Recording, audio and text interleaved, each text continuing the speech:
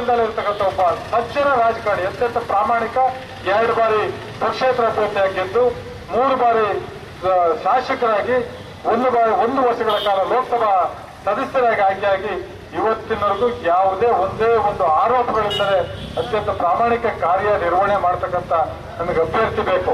ಅಥವಾ ಎಲ್ಲಿಂದಲೂ ಬಂದು ಇವತ್ತು ಶೋಭಾ ಕಾರಂದ್ಲಾಜೆ ಅವರು ಎದುರುಗಡೆ ಅಭ್ಯರ್ಥಿ. ಅವ್ರು ಬೆಂಗಳೂರಿನಲ್ಲಿ ಯಾಕೆ ಸೋತ್ರು?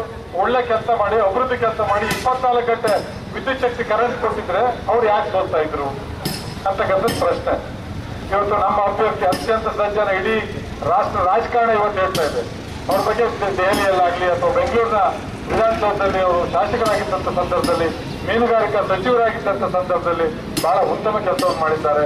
ಅವರ ಬಗ್ಗೆ ಯಾವುದೇ ಟೀಕೆ ಮಾಡ್ತಕ್ಕಂಥ ಯಾವುದೇ ಯೋಗ್ಯತೆ ಅಥವಾ ಇನ್ಯಾವುದೇ ವಿಚಾರಗಳು ಅವ್ರ ಬಗ್ಗೆ ಇಲ್ಲ. ಹಾಗಾಗಿ ಅವ್ರ ಬಗ್ಗೆ ಕೇವಲವಾದ ಮಾತುಗಳನ್ನು ದಯಮಾಡಿ ಆಡಬೇಡಿ. ಅಭಿವೃದ್ಧಿ ಕೆಲಸ ಮತ್ತು ನಿಮ್ಮ ಏನಿದೆ ನಿಮ್ಮ ಇದನ್ನ ಹೇಳ್ಕೊಂಡು ನಿಮ್ಮ ಅಭಿವೃದ್ಧಿ, ನಿಮ್ಮ ಪಕ್ಷದ ಸಿದ್ಧಾಂತ ತತ್ವಗಳನ್ನ ಹೇಳ್ಕೊಂಡು ಮತ ಕೇಳಿ ಹೊತ್ತು ಇನ್ನೊಂದ್ಸಾರಿ ನಮ್ಮ ಅಭ್ಯರ್ಥಿ ಬಗ್ಗೆ ಕೇವಲವಾಗಿ ಮಾತಾಡಿದ್ರೆ ನಮ್ಮ ಹತ್ರ ಬಹಳಷ್ಟು ವಿಚಾರಗಳಿದ್ದಾವೆ.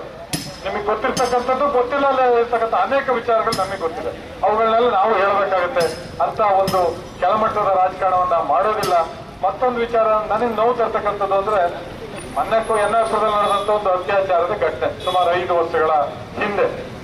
ಅದನ್ನ ರಾಜೇಗೌಡರು ಮಾಡಿರೋದು ಅಂತ ಅವ್ರ ಕಾರ್ಯಕರ್ತರು ಚೇಲಗಳು ಹೇಳಿದ್ರು. ನಾವ್ಯಾಕೆ ಮಾಡೋಣ ಸ್ವಾಮಿ, ನಿಮ್ ಜೊತೆ ಇದ್ದಂತಾರೆ 24 ಗಂಟೆ ನಿಮ್ ಜೊತೆ ನಿಮ್ ಕಾರಲ್ಲಿ ಬಲಗಡೆ ಎಡಗಡೆ ಕೂತ್ಕೊಂಡಿದ್ದಂತ ಮೋನು ಮತ್ತು ಅವ್ರ ಸಂಗಡಿಗರು ಸೇರಿ ಅದನ್ನ ಹೊರಗಡೆ ಬಯಲಿಗೆ ತಂದು ಹೊರತು ಆ ವಿಚಾರನ ನಾವು ಯಾರು ಅಲ್ಲ, ಕಾಂಗ್ರೆಸ್ ಪಕ್ಷಕ್ಕೂ ಅಥವಾ ಆ ಒಂದು ಘಟನೆಗೂ ಯಾವುದೇ ಸಂಬಂಧ ಇಲ್ಲ. ನಾವೇನಿದ್ರು ಅಭಿವೃದ್ಧಿ ವಿಚಾರನ ಮಾತಾಡ್ತೀವಿ, ಈ ಕ್ಷೇತ್ರದಲ್ಲಿ ಇರ್ತಕ್ಕಂಥ ಸಮಸ್ಯೆಗಳ ಬಗ್ಗೆ ಮಾತಾಡ್ತೀವಿ ನಾವು. ಇವತ್ತು ಈ ಕ್ಷೇತ್ರದ ಎಷ್ಟು ಸಮಸ್ಯೆ ಇದೆ. ಇವತ್ತು ಹುಲಿ ಯೋಜನೆ ಕೊಟ್ಟೇನಿದ್ದಾರೆ ಕೋರ್ಟಲ್ಲಿ. ಇವತ್ತು ಅನೇಕ ಕೇಸ್ಗಳು ನಡೆಸ್ತಾ ಇದ್ದಾರೆ ಇವತ್ತು ಅವ್ರ ವಿರುದ್ಧ. ಇವತ್ತು ಹುಲಿ ಯೋಜನೆ ಯಾರು ತಂದಿದ್ದು, ಯಾವ ಕಾಲದಲ್ಲಿ? ಇವತ್ತು ಪಶ್ಚಿಮ ಘಟ್ಟ ಯೋಜನೆ, ಕಸ್ತೂರಿ ರಂಗನ್ ವರದಿ 2002 ವಾಜಪೇಯಿ ಪ್ರಧಾನಮಂತ್ರಿ ಆಗಿದ್ದಾಗ ಸಹಿ ಮಾಡಿದಂತ ಒಂದು ಪ್ರಕರಣ ಅದು. ಇವತ್ತು ಒತ್ತುವರಿ ತೆರವು, ಸನ್ಮಾನ್ಯ ಮುಖ್ಯಮಂತ್ರಿಗಳಾಗಿದ್ದಂತ ನಮ್ಮ ಕುಮಾರಸ್ವಾಮಿ ಅವರು ಮತ್ತು ಉಪಮುಖ್ಯಮಂತ್ರಿಯಾದ ಯಡಿಯೂರಪ್ಪನವರು ಈ ಒತ್ತುವರಿ ಸಮಸ್ಯೆಗೆ ನಾವು ಬಿಡಿಸ್ತೀವಿ ಅಂತೇಳಿ ಇವತ್ತು ಹೈಕೋರ್ಟಿಗೆ ಅಫಿಡವಿಟ್ ಹಾಕಿದ್ರು. ಹುಲಿ ಯೋಜನೆಯೂ ಕೂಡ ಅಷ್ಟೇ.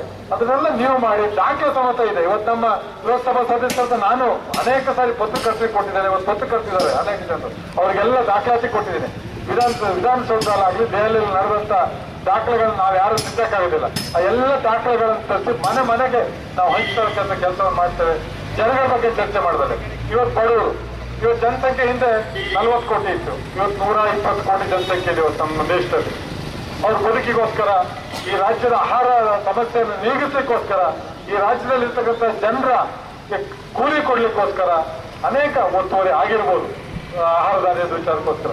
ಅದನ್ನು ಒಮ್ಮೆಲೆ ಅದ್ರ ಬಗ್ಗೆ ಏನೂ ಚರ್ಚೆ ಮಾಡಿದರೆ, ಅದು ಸಾಧಕ ಬಾಧಕ ಯಾವುದನ್ನು ಶಾಸನಸಭೆ ಚರ್ಚೆ ಒಮ್ಮೆಲೆ ಬಿಡಿಸುವ ಅಂತ ಅಫಿಡವಿಟ್ ಹಾಕಿದ್ರಲ್ಲ, ಇದೇ ಕ್ಷೇತ್ರದಲ್ಲಿ ನಿಂತು ಲೋಕಸಭಾ ಸದಸ್ಯರಾಗಿ ಏನು ಸದಾನಂದ ಗೌಡರು ಏನ್ ಕೆಲಸ ಮಾಡಿದ್ದಾರೆ? ಮುಖ್ಯಮಂತ್ರಿಗಳಾದ್ರು ಏನಾದ್ರು ಅಡಿಕೆ ಬಗ್ಗೆ ಮಾತಾಡಿದ್ರ, ಈ ಕ್ಷೇತ್ರದ ಅಭಿವೃದ್ಧಿ ಬಗ್ಗೆ ಮಾತಾಡಿದಾರ, ಅಥವಾ ಒತ್ತುವರಿ ಸಮಸ್ಯೆ ಬಗ್ಗೆ ಅವರಿದ್ದಾಗಲೂ ಸೈನ್ ಹಾಕಿದ್ರಲ್ಲ, ಬಿಡಿಸ್ತೀವಿ ಅಂತ ಹೇಳಿ ಅಫಿಡವಿಟ್ ಹಾಕಿದ್ರಲ್ಲ, ಅದನ್ನ ಆ ಹಳದಿ ಎಲೆದು ಹೋಗೋದ್ರ ಬಗ್ಗೆ ಒಂದೇ ಒಂದು ಚಕಾರ ಇರ್ತಾರೆ. ₹1 ಸಹಕಾರ ಮಾಡಿದ್ರೆ ಯಾವ ಒಂದು ಮಾತು ಇಟ್ಕೊಂಡು ಯಾವ ನಾಲಿಗೆಯನ್ನು ಇಟ್ಕೊಂಡು ಇಟ್ಕೊಂಡು ಮತ ಕೇಳ್ತಾರೋ ನನಗಂತೂ ಗೊತ್ತಿಲ್ಲ.